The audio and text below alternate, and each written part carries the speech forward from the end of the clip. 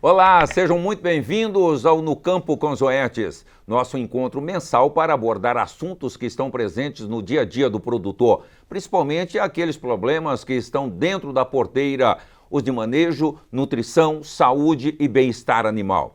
E eu gostaria de começar o nosso bate-papo com o questionamento: como está o controle de carrapato na sua produção? Está em dia? O carrapato é um dos principais parasitas que acometem os bovinos. A falta de controle chega a causar um prejuízo estimado em 3,4 bilhões de dólares anuais. A guerra contra esse parasita está cada vez mais difícil.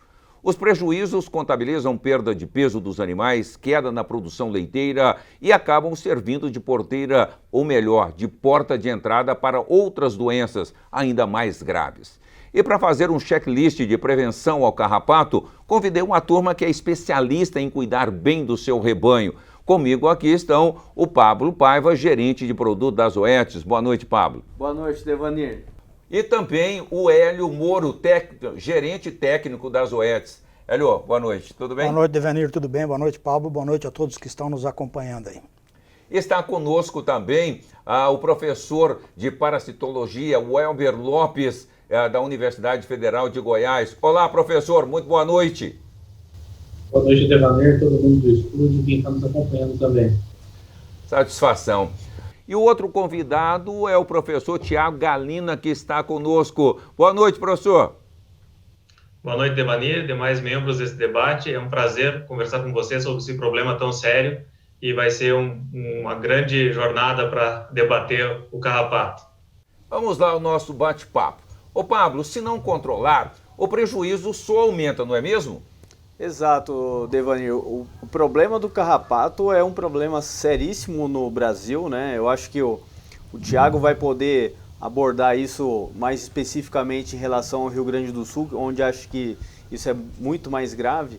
Mas se a gente não controlar de uma forma correta, além dos produtos não funcionarem, a gente tem todo o impacto nos animais, como você mesmo disse no início, em relação à produção dos animais, quer seja de corte ou de leite, além de transmissão de doenças, né, que a gente, principalmente aí a gente acaba destacando a tristeza parasitária, que acaba cometendo, e o carrapato é importante nisso aí.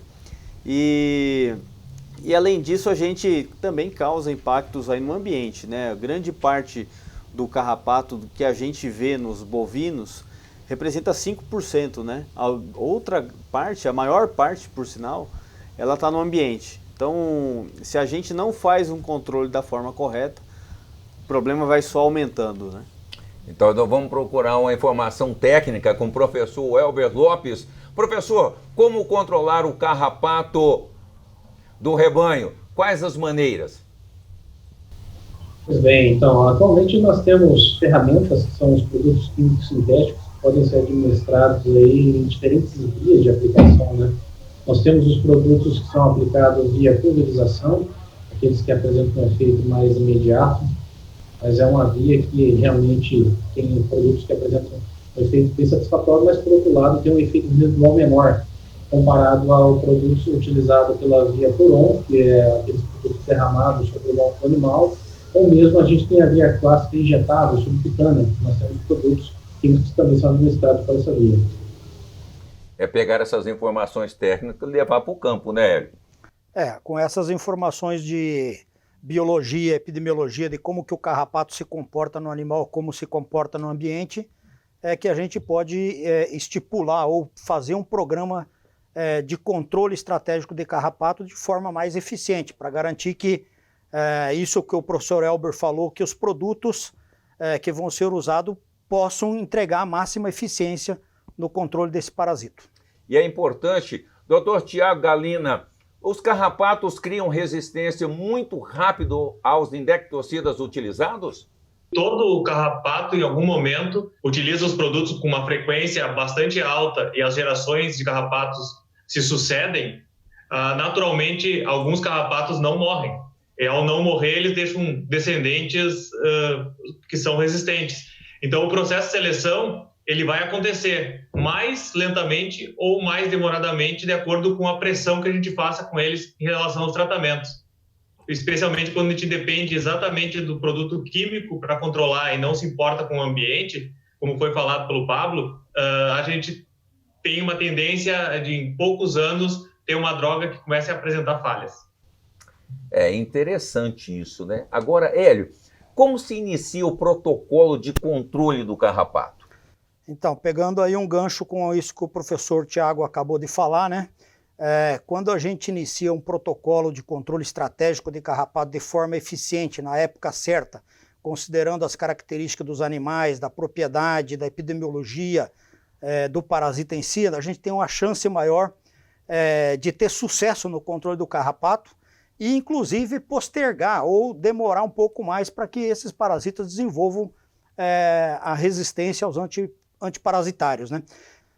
E se a gente iniciar o programa de controle estratégico nesse momento, no início da primavera, é onde nós temos a menor quantidade de carrapato. Inclusive, nós testamos no Rio Grande do Sul um protocolo de controle estratégico de carrapato com o professor Sérgio Silva, aposentado lá da cadeira de parasitologia da Universidade Federal de Pelotas, e que nós mostramos, acompanhamos esse controle estratégico durante um ano. E ao final desse um ano, nós conseguimos observar alguns benefícios extremamente importantes, como, por exemplo, 40 quilos a mais para o grupo que estava sob o controle estratégico em relação ao grupo que, digamos assim, tratamento convencional, né? Além do que, esse controle estratégico, ele mostrou uma eficácia de 80% a 90%, o que é considerado uma eficácia boa hoje, diante do que nós temos aí, né? Então, o importante é começar na época certa, seguir o protocolo estipulado e monitorar. Isso é muito importante, né? A gente tem que monitorar se o programa está funcionando bem, se não está funcionando, a gente pode intervir para evitar que haja falha no programa de controle estratégico de carrapato. E eu gostaria ainda de falar como benefício adicional, nós tivemos nesse estudo lá no Rio Grande do Sul, de controle estratégico, que nós começamos um grupo com amoxidectina 10% associado com fluazuron e outro grupo com doramectina 3,5% associado com fluazuron, nós tivemos um benefício de uma melhor descontaminação da pastagem em relação ao grupo de convencional, digamos assim, e as bezerras, quando nós começamos o controle estratégico, eram bezerras.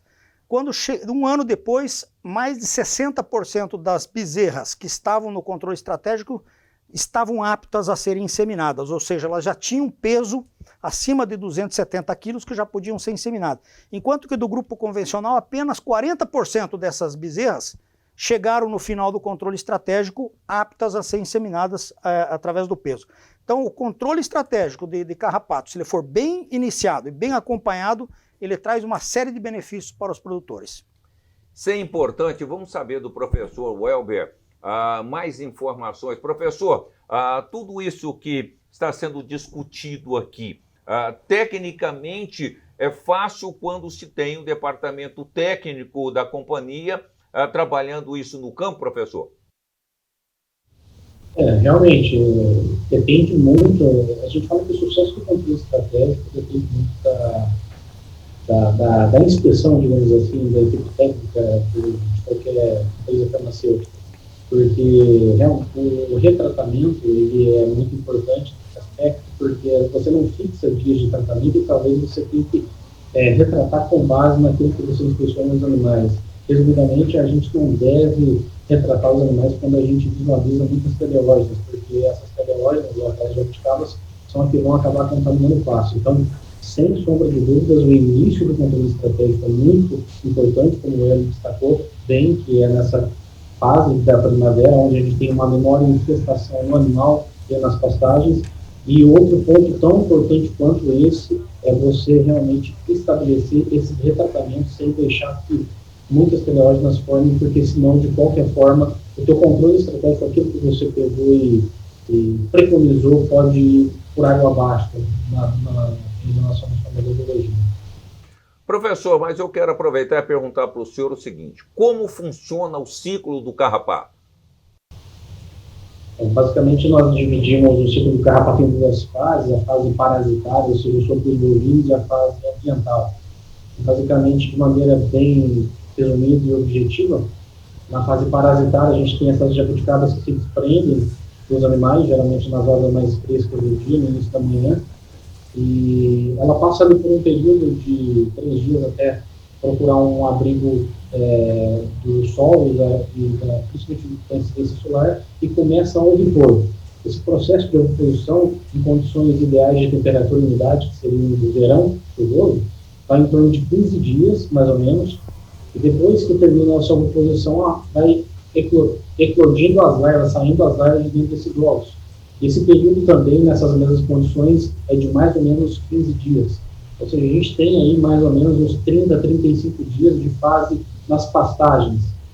Essas larvas, basicamente, elas só se movimentam verticalmente na gramínea, sobe até o ápice da gramínea e capta o bovino por vibração do solo. Depois, quando uma larva sobe no animal, ela basicamente completa seu ciclo de vida apenas no animal. E ela precisa crescer no animal, começa a se alimentar, e ela cresce de maneira muito semelhante como uma cigarra faz, troca de cutícula, só que isso fica no corpo do animal. Então ela troca 2 vezes essa cutícula, e aí a gente já tem um estágio adulto. E para você ter uma ideia, uma larva fêmea que sobe do animal, em média, em 21 dias, a gente já tem novas jabuticabas ou novas teleógenes se desprendendo do animal. A gente fechando assim o ciclo das fases parasitária e não parasitária. São esses complementos, esses estudos, Pablo, que aí você, juntamente com a equipe, com o Hélio, traça as estratégias realmente para atender o campo. Exatamente, Devanir. O Elber colocou muito bem, o Thiago também complementou em relação à questão do problema do carrapato e a dependência do carrapato em relação à temperatura e umidade, né? E a gente, o Hélio vai falar acho que bastante sobre isso, né? O carrapato, a gente tem ciclos, né? Tem ondas de crescimento ao longo do ano. Obviamente, a primavera acaba sendo a primeira onda, que é talvez a mais importante para a gente começar um protocolo de tratamento, né? Que é onde a gente tem que fazer um combate muito bem feito para que a gente não tenha efeitos na sequência depois de falhas de tratamento e ter problema lá na frente, né? Ao longo do ano. Agora, Hélio, isso tem a ver com a primeira geração, segunda geração, terceira, quarta geração, esse trabalho desse período, desse estágio do carrapato? Como o professor Elber falou aí, o carrapato é um parasita que ele se desenvolve muito bem quando a gente tem 2 condições, altas temperaturas e alta umidade relativa do ar, né? Então, se a gente pensar sobre isso, qual é o período que nós vamos ter isso bem clássico? Durante o período das chuvas, ou seja, do início da primavera até a entrada das secas, né? E nesse período, a gente teoricamente teoricamente nós vamos ter uma maior população de carrapato nas propriedades e nos animais também. E de maneira geral, no caso do Rio Grande do Sul, quando entra o inverno, ou no centro-oeste, região sudeste, quando nós entramos no período seco do ano, nós temos uma população menor de carrapato, de forma geral. Por quê? Porque se o carrapato for bem controlado lá no início da primavera, na primeira geração dele, seguir com o protocolo de controle estratégico, nós vamos ter uma menor contaminação dos animais das pastagens depois.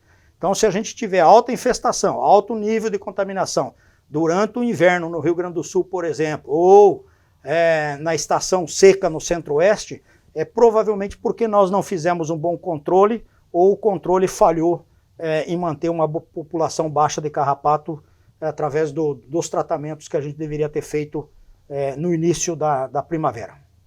Professor Thiago Galina, essa análise que se faz na universidade a nível de campo para abastecer não só o produtor com informações técnicas, mas também a indústria que atende esse controle? Exatamente. A universidade, assim como outros órgãos como a Embrapa, o IPVDF, que são os órgãos oficiais aqui do Estado, tem prestado esse serviço continuamente. Nós fazemos um teste chamado biocarrapatidograma, é muito importante falar para todo mundo, que é um teste que dá um alicerce para a escolha do tratamento na primeira geração, na segunda ou na terceira, e ele identifica um pouco dessas falhas que o produto tem no campo e ele pode nos dar um direcionamento. Então, a universidade tem todo esse papel de receber os carrapatos, de informar o produtor como coletar adequadamente e junto com todos os laboratórios, a gente tem feito uma parceria muito sólida, porque a universidade ela tenta chegar ao campo, mas a indústria ela tem uma competência para chegar ao campo com o treinamento dos seus técnicos muito grande, tem uma permeabilidade no campo e ela estreita a relação da universidade com o produtor rural. Essa parceria tem dado muitos frutos, né? E a gente tem desenvolvido programas sanitários. Além disso, a indústria ela tem veterinários que trabalham, e isso para o controle do carrapato é fundamental. Essa interpretação de ambiente, de dinâmica de população, de raças, de topografia, ela tem uma influência direta no sucesso do tratamento. Eu gosto de dizer que a universidade ela poderia permeabilizar mais, mas ela só chegou nesse estágio graças a outros órgãos que se acompanham a gente, como a Emater, difunde o conhecimento, e a indústria que tem canalizado a informação das pesquisas ao campo. É assim que a gente tem lidado. Agora, Hélio, e como acontece, e qual que é os períodos que é executado esse trabalho no campo pela indústria? Porque o professor disse bem do trabalho que é executado na universidade. Chega a vocês essa informação. Como isso é trabalhado, é tabulado isso no campo? Então, da mesma forma que o professor Tiago falou dessa parceria, nós também, a Zoetis também tem várias parcerias com várias universidades para entender, testar protocolos, para que a gente possa levar uma solução mais técnica, mais científica para o nosso produtor, né? Então, voltando no controle estratégico, se você inicia com o produto certo, como o professor Tiago falou, o Elber comentou, você monitora os animais, segue o tratamento direitinho, a tua chance de você ter um problema lá na frente é muito menor. Então, eu sempre digo, se o produtor está enfrentando um problema de alta infestação de carrapato no inverno ou no período seco do ano, é porque lá atrás o programa falhou, ou não foi iniciado de forma correta, com o produto correto, e não foi feita o acompanhamento suficiente para garantir que a gente possa diminuir essas primeira, segunda e terceira geração de carrapato, para a hora que chegar lá na frente a gente não ter que ficar, como a gente costuma falar aí, igual o bombeiro, porque aí a gente vai apagar fogo, a gente vai fazer dezenas de tratamentos, às vezes, nos animais, sem um resultado muito bom, né? Então, é isso que a gente preconiza. Exatamente o que o professor Tiago falou, conhecer a epidemiologia, conhecer o carrapato, contato com as universidades, centros de pesquisa, desenvolver bons protocolos e entregar isso para os nossos produtores e ajudá-los a monitorar a implementação e a sequência da aplicação dos produtos, né? Porque o programa de controle estratégico de carrapato ele prevê uma série de tratamentos sequenciais. Então, se eu não faço o segundo tratamento, por exemplo, quando eu deveria fazer, como o professor o Elber comentou aí, no ciclo do carrapato, eu não consigo quebrar o ciclo do carrapato. Perfeito. Então, se o meu segundo tratamento foi tarde demais, já houve tempo para que novos carrapatos caiam na pastagem e comece todo o ciclo novamente. Então, o programa de controle estratégico ele prevê que você trate os animais e mantenha esses animais durante um período aí que a gente fala 90 a 120 dias, praticamente livre do carrapato. Aí você consegue quebrar o ciclo e você não tem um grande problema lá na frente. Então, basicamente, essa é a função nossa da indústria de desenvolver junto com as universidades bons protocolos e entregar isso e monitorar junto com os produtores. Agora, Pablo, o trabalho científico executado junto às universidades, o departamento técnico fazendo o devido treinamento e o acompanhamento junto ao produtor. Esse processo passa pela revenda, passa pelo treinamento também na hora da comercialização do produto. Como é que é feito esse processo? Bom, Devanir, pergunta inclusive muito boa, porque o Tiago colocou um ponto bastante importante, que é o trabalho de extensão que é feito no Brasil, que eu acho que ele tem vários vários pilares, né? Tem a universidade que faz um trabalho bastante importante, temos órgãos como a Emater, a Embrapa, que realizam trabalhos importantes, mas a indústria, por exemplo, as OETs, ela tem técnicos no campo que são técnicos capacitados, são na grande maioria veterinários ou pessoas ligadas ao meio do agro, que fazem esse trabalho de extensão. E os canais comerciais, como as revendas, também têm um papel importante, né? Tem uma boa parte dos pecuaristas do Brasil que procuram informação nas revendas. Então, o nosso papel também é capacitar as pessoas que trabalham nessas revendas para que ela consiga explicar o controle do carrapato, os porquês e quando começar o correto controle e como acompanhar isso aí.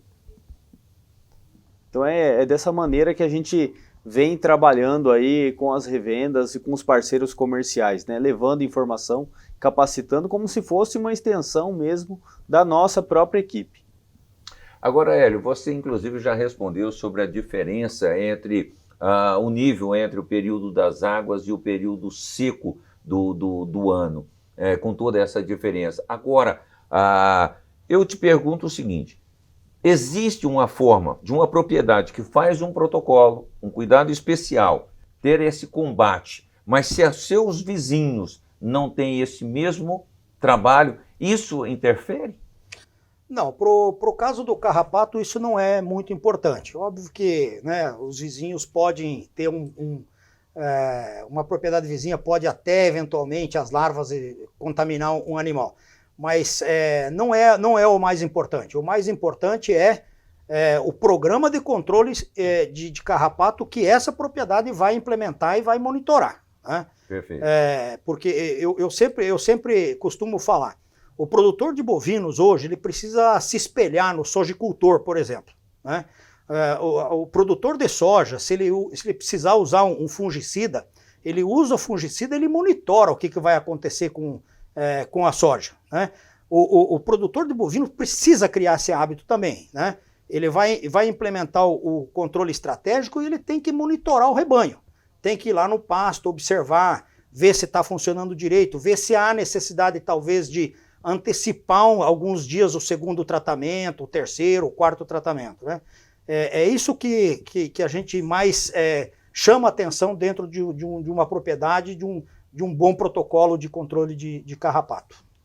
Eu gostaria de perguntar para o professor Tiago, e depois também eu quero perguntar para o professor Welber, sobre a satisfação do trabalho que vocês executam a nível de universidade, a nível técnico, com os resultados obtidos. Qual que é a análise que vocês executam, o que vocês fazem em relação aos últimos anos do que está acontecendo com o carrapato no Brasil? Doutor Tiago. Essa pergunta é interessantíssima. Eu estou há 7 anos aqui na fronteira oeste do Rio Grande do Sul. Aqui é um berço de pecuária europeia, especificamente raças britânicas. E o desafio aqui é bastante grave, né? Porque a gente sabe que o carrapato ele tem uma origem mais tropical e esse gado europeu é muito mais de clima temperado, então o nosso desafio sempre é maior. Outro desafio que nos coloca em xeque, né, é que a agricultura ela expande suas áreas aqui também, em vários lugares, e a pecuária tem se tornado eficiente na nutrição, permitindo uma lotação bastante mais agressiva no campo, o que permite com que essa lotação e animais suscetíveis se encontrem mais facilmente com os carrapatos. Mesmo assim, a gente tem visto que o produtor ele não chegou talvez na pecuária de precisão, que a gente foi citado muito bem aí sobre a soja, ou aqui no caso do arroz, que tem produtividade alta, mas o produtor ele tem buscado, sim, porque se ele não buscar, ele sai do negócio, o carrapato ele tira o pecuarista, o sono do pecuarista, ele é responsável, desde a introdução foi falado, umas perdas enormes, ele corresponde entre quase 60%, 70% do custo sanitário dos animais. Então o produtor tem levado muito a sério os programas.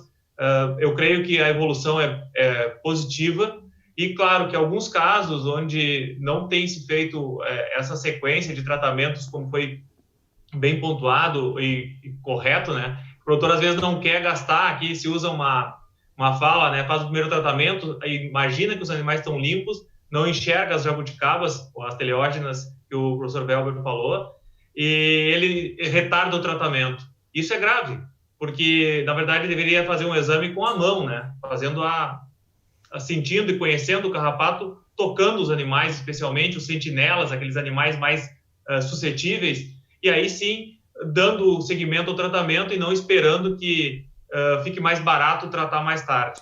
Então, a consciência está crescendo dos produtores, vejo positivamente, e os técnicos estão cada vez mais preparados, estão fazendo treinamentos, e eu espero que a gente tenha um futuro melhor, né? Porque já se sabe que poucas drogas novas surgirão ao longo dos anos, então tem que lidar com as armas que nós temos. É assim que a gente tem trabalhado e pensa positivamente que as coisas vão se profissionalizar cada vez mais, não só na genética e nutrição, mas também na sanidade. Tá certo, muito obrigado, doutor Tiago. Professor Welber, eu quero te perguntar o seguinte: quando nada funciona, qual a solução? Pois bem, essa é uma pergunta muito importante que evidentemente se faz. A gente teria que discutir um pouquinho mais em relação a essa pergunta, quando nada funciona. O que está sendo levado em consideração nessa pergunta? Está sendo levado em consideração o percentual de eficácia exigido pelos órgãos de fomento ou as instituições de pesquisa, que eles dizem o seguinte, que quando dá abaixo de 95% de eficácia, isso às vezes algumas pessoas consideram isso como já uma resistência. Então a gente tem que levar em consideração esses aspectos. A gente não deve levar isso para fins de pesquisa, sim, tudo bem, isso é plausível, mas do ponto de vista prático aplicado, a gente tem que levar em consideração outros valores. Por exemplo, a gente tem formulações que você consegue controlar o carrapato no campo quando ela apresenta em torno de 80% de eficácia. Só que qual que é a diferença? No momento que você começa a controlar. De fato, uma coisa que todo mundo falou aí, que é verdade, é o início do tratamento. No início do tratamento, a gente tem observado que quando tem uma carga baixa de infestação dos animais, a eficácia do produto é maior. Porque quando, por exemplo, você usa esse mesmo produto lá na frente, quando tem a terceira ou quarta geração, uma infestação bem mais elevada, a eficácia tende a ser menor. Então, na verdade, não está perdido, tudo não está perdido. Óbvio que a gente está caminhando para um rumo que, por exemplo, nós não temos novas descobertas de moléculas, temos um jejum aí de lançamento de produtos carrapaticidas nos últimos 30 anos, não tem praticamente nada, e a gente está tentando trabalhar todo dia, aprimorar com o que tem, associando, para tentar salvar e realmente, por enquanto, a gente está conseguindo manter. Não posso dizer por quanto tempo isso vai acontecer, isso vai se postergar ainda, mas é o seguinte, dá para trabalhar com o que tem. Óbvio que não está fácil, não está confortável, mas se a gente começar na hora certa, com um produto mais apropriado, a gente tem menos dor de cabeça no futuro, mesmo com produtos, repito, apresentando percentual de eficácia em torno de 80%, pelo menos nas nossas realidades aqui do Sudeste e Centro-Oeste. Tá certo, obrigado, Welber. O Tiago Galina, me diz uma coisa. A região interfere bastante na infestação? Como é a realidade aí do Sul e de que maneira vocês foram se adaptando aos protocolos de prevenção do carrapato? Acredito, certamente o ambiente ele faz toda a diferença, né? Nós temos alguns problemas que desde a década de 70 se amplificaram no nosso bioma aqui, no bioma Pampa, que é a invasão do capim anone, que ele forma, além de dar baixa qualidade de nutrição, que a gente sabe que a proteína é um fator nutricional importante e até para a defesa imunológica dos animais, mas esse capim anone, ele forma um guarda-chuva protetivo e ele faz um microclima bastante importante, né? Além desses 2 graus, 1,5 grau que subiu na temperatura global, a gente sabe que isso faz a diferença. O carrapato ele tem uma baixa tolerância do desenvolvimento abaixo de 15 graus. E a gente tem mais meses do ano acima de 18, 19 graus e alguns meses com temperatura média acima de 27, que é uma estufa praticamente. Então, na topografia a gente vê diferença, né, bastante, mas vê muito mais na ecologia das pastagens. Esses ambientes arbustivos, sujos, o capim-caninha também, que nós temos em uma certa abundância aqui, ele tem transformado algo favorável ao carrapato e desfavorável ao bovino. Creio que sejam os ambientes mais desgastados, que não servem, às vezes, até mesmo para a lavoura, que são as piores pastagens, estão com os animais. Por outro lado, a lavoura tem mostrado como um fator de limpeza dos campos, até porque ela fica sazonalmente, ou seja, uma lavoura de verão, fica em torno de 4 a 5, 6 meses sem nenhum bovino, e aí os carrapatos que estavam ali acabam morrendo, a grande maioria deles. Por uma verdade, isso é bom, e por outra é que ele acaba fazendo a lotação de outras áreas, e a lotação ela pode ser muito mais determinante para a recontaminação dos próprios bovinos. Assim, são as considerações que eu vejo ambientais aqui para o nosso bioma. Nós temos verões mais longos do que deveriam e outonos bastante longos que invadem o inverno e encurtam as suas primaveras. Hoje, aqui em Uruguaiana, está 26 graus, agora à noite está 20 graus e a previsão amanhã é 27 graus. Isso nós, digamos, estamos no inverno. É isso aí, obrigado, ô Galina. Bom, informação consistente, hein? Você viu do dia a dia, a ciência, tudo isso. Informações necessárias para você se prevenir, pecuarista. É importante você reforçar que quando tratamos do controle de carrapato, é muito importante entendermos o desenvolvimento, frequência ao longo do ano, evolução e quais os momentos ideais para entrar com o protocolo de prevenção. No próximo bloco, você vai entender na prática como funciona tudo isso. Nós já voltamos daqui a pouquinho.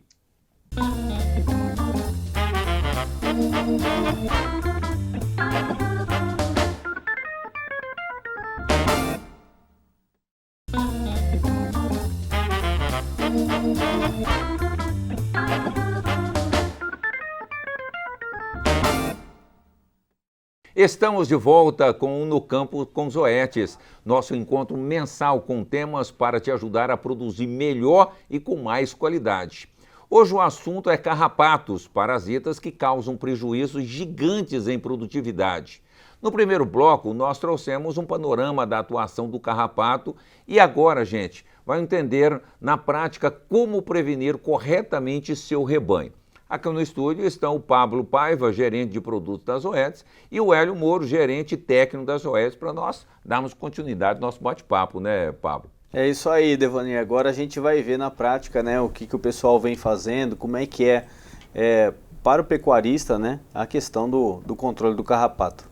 Dá sequência num bate-papo muito interessante no primeiro bloco, né, Hélio? Agora eu acho que é um momento muito importante, que é onde a gente vai discutir qual é a melhor forma de a gente poder controlar esse parasita e minimizar o impacto econômico, os prejuízos que ele causa para os nossos produtores. Não tenha dúvida.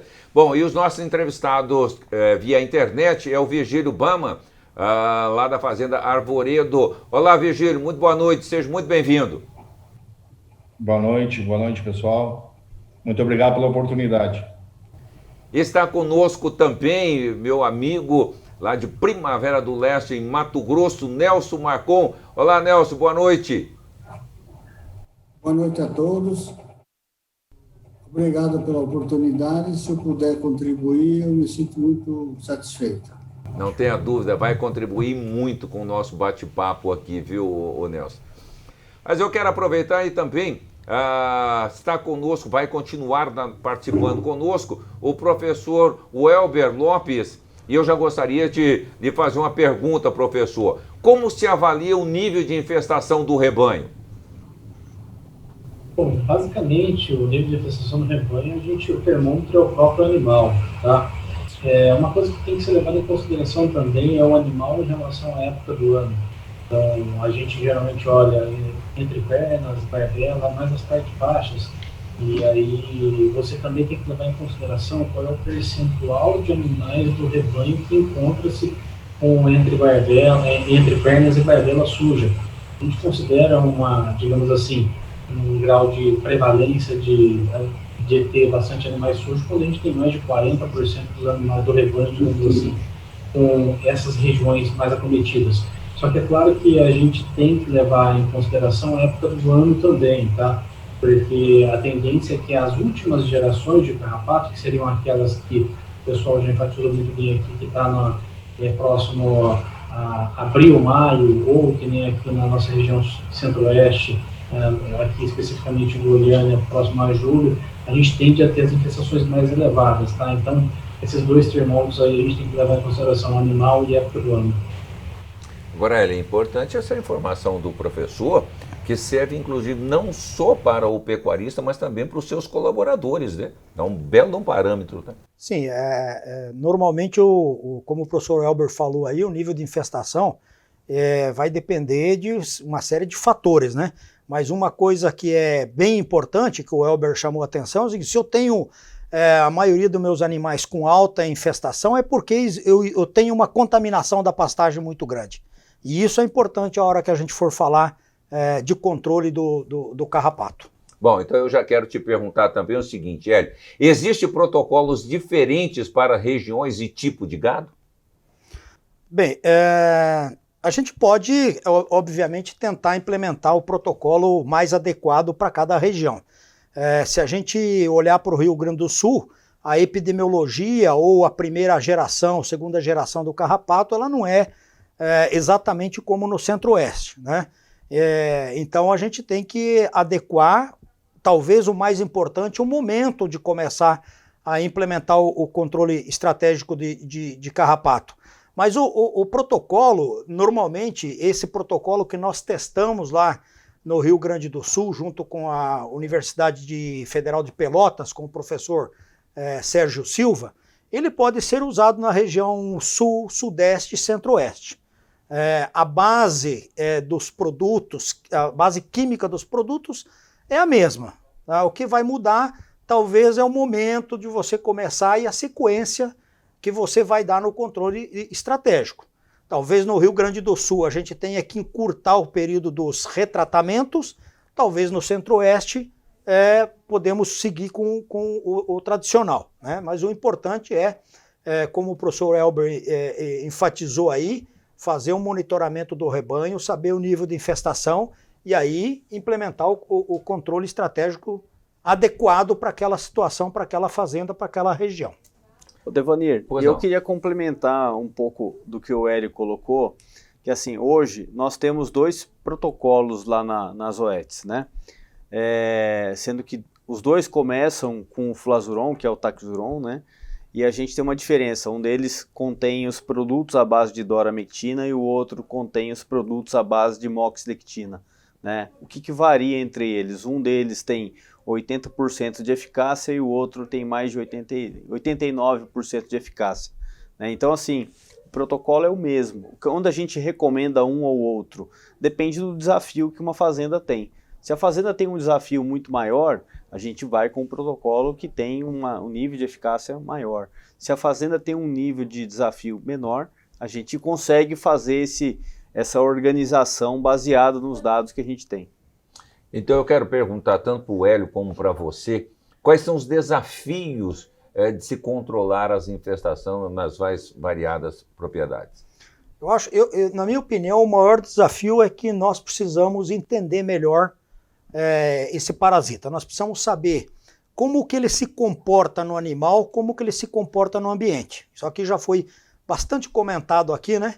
Porque o carrapato no bovino, o ciclo dele é igual no Rio Grande do Sul, em São Paulo, no Mato Grosso, no Pará, em qualquer estado, né? Sobe uma larva, 21, 22 dias depois você tem a teleógena adulta, certo? Ela vai cair, vai fazer sua postura, vai surgir as larvas que vão ficar na pastagem. É isso que pode mudar, né? Se você tiver, por exemplo, no sul, você pode ter um nível de infestação menor ou maior. É importante a gente lembrar que hoje nós estamos aplicando sérias tecnologias para melhorar a produção dos bovinos, e isso é muito bom, mas ao mesmo tempo a gente pode estar contribuindo para criar um ambiente propício para o desenvolvimento do carrapato. Então é importante a gente entender como que ele se comporta no animal, como que ele se comporta no ambiente, qual é o melhor protocolo, como o Pablo falou, se eu tenho uma infestação alta, ou se eu estou iniciando o meu controle estratégico de carrapato, com qual protocolo eu vou começar? Né? Se eu tenho uma alta infestação, eu tenho que começar com os produtos de maior eficácia e maior tempo de proteção. Se eu tenho uma infestação menor, eu posso usar um protocolo que vai dar uma boa proteção, mas que não necessariamente preciso usar aquele produto com alta eficácia e tempo de proteção. Muito bem. Ô Virgílio, sabemos que aí no Rio Grande do Sul, por predominar as raças europeias, como você Eu gostaria de saber como você monitora esse problema ao longo do ano aí, Virgílio. Bom, aqui a nossa propriedade trabalha com sistema de cria, recria e terminação. Então, no sistema de cria é feito monitoramento e usados protocolos de controle ao carrapato, infestação, com fluazuron e mais injetável, conforme a orientação técnica do pessoal, né? Trabalhamos com as OETs, né? E na recria, como vem gado de fora, começa a chegar, o terneiro pega a chegar em abril, maio, né? Aí tem um protocolo diferente de entrada, né? Mas o desafio é alto, é bem alto. Este ano o verão foi muito tranquilo. Eu estou na propriedade fazem próximo a 3 anos. Na outra região sul de onde eu vim, agora estou locado no centro do estado. Aqui o desafio é bem mais alto, né? Então a gente está trabalhando. No verão foi bem tranquilo, até dentro foi tranquilo, com os protocolos todos bem feitos, né? E como diz o Hélio mesmo comentou, a gente também trabalha com lavouras, né? A lavoura, se tem um protocolo de 15 dias para a questão sanitária da planta, na pecuária a gente tem que fazer a mesma coisa, né? A gente tem que se dedicar e estar com o pessoal no monitoramento também, né? Se tu vê que o protocolo não vai atingir os 21 dias, tu tem que tomar uma atitude antes para não deixar o negócio cair, né? Observação, cuidados, né? Ter um acompanhamento muito próximo, né? Próximo. Você viu que o Virgílio falou que, apesar de toda a situação, obter um bom controle com esse protocolo, né? Mas por quê? Porque ele iniciou na época certa, seguiu a orientação de observar os animais e seguiu o protocolo. Então, acho que isso que é a grande vantagem da gente trabalhar com o controle estratégico do carrapato. A gente tem uma eficiência maior no sistema de produção. Ô Nelson, e aí no Mato Grosso eu imagino que você tem uma baixa infestação de carrapato, é isso mesmo? Negativa. Na minha situação, eu irrigo o pasto. Então, aí complicou. Ele está sempre, o ciclo para ele se reproduzir é o ano inteiro. Nós tivemos bastante dificuldade um período aí, e através do Juliano, ainda na época era Pfizer, que hoje é Zoetis, a gente fez um protocolo e conseguimos controlar. E depois, com a ajuda da minha filha, que é veterinária, que faz o acompanhamento também, ela fez o acompanhamento e hoje nós estamos tranquilos com o protocolo das Zoetis. Agora, Hélio, é interessante isso, né? Pasto irrigado, gado embaixo do pivô, isso facilita demais. Sem dúvida. Nós já comentamos aqui os 2 fatores ambientais extremamente importantes para o desenvolvimento, para a proliferação do carrapato nas propriedades, que é umidade relativa do ar acima de 70% e temperatura acima de 18, 20 graus, né? Que o senhor Nelson acabou de falar exatamente isso. E nós, é importante deixar claro que é importante implementar essas tecnologias para melhorar a produtividade, melhorar a produção por área. Só que à medida que a gente introduz algumas tecnologias, como por exemplo pivô, irrigação, cruzamento industrial, onde a gente está aumentando o grau de sangue dos animais, aumentando o grau de sangue das raças europeias, nós também estamos aumentando o nível de desafio por esse parasita. Então, no caso aí do seu Nelson, que ele tem o pivô, ele tem diferente de uma fazenda normal, que entre maio e setembro, outubro, nós temos o período seco, e esse período seco ele não é adequado para a perpetuação das larvas nas pastagens. No caso do seu Nelson é o contrário. Nós temos umidade o ano inteiro e temperatura o ano inteiro, porque no Mato Grosso as temperaturas são sempre acima de, 20 graus, né? Então, como o seu Nelson mesmo falou, você tem carrapato de outubro a outubro, né? E aí é mais importante ainda entender exatamente essa situação e montar, como o senhor Nelson falou, o melhor protocolo e acompanhar, né? porque o controle estratégico, eu não sei exatamente como que o seu Nelson faz, mas provavelmente ele está fazendo uma série de tratamentos sequenciais para diminuir o nível de infestação a um nível que não comprometa a produtividade e possa levar a um bom controle desse parasita.